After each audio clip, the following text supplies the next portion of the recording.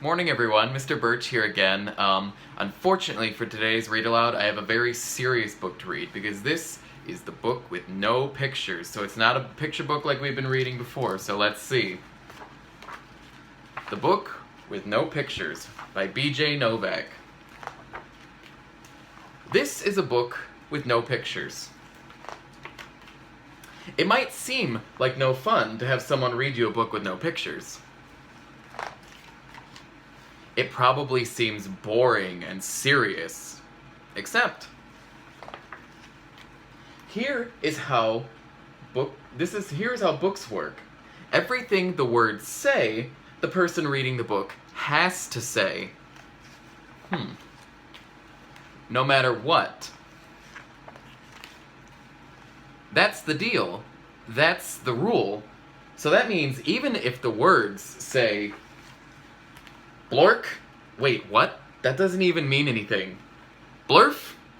Wait a second, what? This isn't the kind of book I wanted to read. And I have to say every word the book says? Uh-oh. I am a monkey who taught myself to read. Hey, I'm not a monkey. And now I'm reading you this book with my monkey mouth in my monkey voice. That's not true, I'm not a monkey. Yes, I am a monkey. Also, I am a robot monkey. What? And my head is made of blueberry pizza. Wait a second. Is this whole book a trick? Can I stop reading now? Please? No? And now it's time for me to sing you my favorite song. A song? Do I really have to sing a glug, glug, glug, my face is a bug. I dance for breakfast right off the rug. What? This book is ridiculous. Can I stop reading yet? No? There are more pages? I have to read the rest?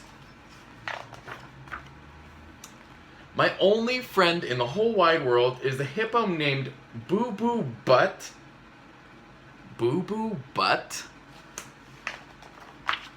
And also, the kid I'm reading this book to is the best kid ever in the history of the entire world. Oh, really? And this kid is the smartest kid too, because this kid chose this book even though it had no pictures. Because kids know this is the book that makes grown-ups have to say silly things. And make silly sounds like... Oh no. Oh no, here it comes.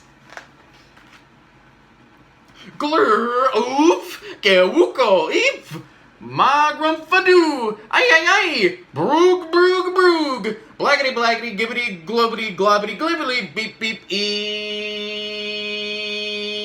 baboingy face. Oh my goodness. Please don't ever make me read this book again. It is so silly. In fact, it is completely and utterly preposterous. Next time, please, please, please choose a book with pictures. Because this is just too ridiculous to read. The end. Bonk. I didn't want to say that. The end. So I hope you guys all liked that book. This is a really silly one. It's one of my favorites. And it shows too how that books can be really interesting even without pictures, right? Because the words are what's really creative. So for some activities to go along with this one, I think it would be fun to, if you want to go through the book and because you could look back through this video and maybe on some of the pages where there are no pictures, you could draw your own pictures for that. So when it talks about that someone has a blueberry pizza for a head, you could draw a body with a blueberry pizza for a head, or it talks about how they're a robot monkey. You could draw a picture of me or of one of your teachers as a robot monkey. And just go through the book and maybe add some pictures, like you could draw them on your own separate piece of paper. And then another fun activity, I think, is if you wrote your own book with no pictures. So you could do the same format as this, Obviously, you don't want to use the same words, and make sure it's school appropriate. But then you could go through and you could think of a whole bunch of silly things for your mom or dad or grandparents or a parent or guardian, whoever's with you, to read. And then once you've gone through and written that, maybe you could write each, use a couple different pieces of paper. Maybe you could cut a paper into sections so you could have like small pages, and then maybe maybe attach it together. And then later on, when whoever you're there at home with is free, maybe brother, sister, cousins, different people in the house, you could have them read this book to you, so then you can hear them get to make all those silly noises, and you're making them read those silly things to you. So I think this is a really fun one, and there's a lot of like fun things you can do along with it. I really like how this book really acknowledges that there's someone listening to the book. So this is one of my personal favorites. So I hope you have a lot of fun with the activities with these, and I'll see you all again next week. All right, bye-bye.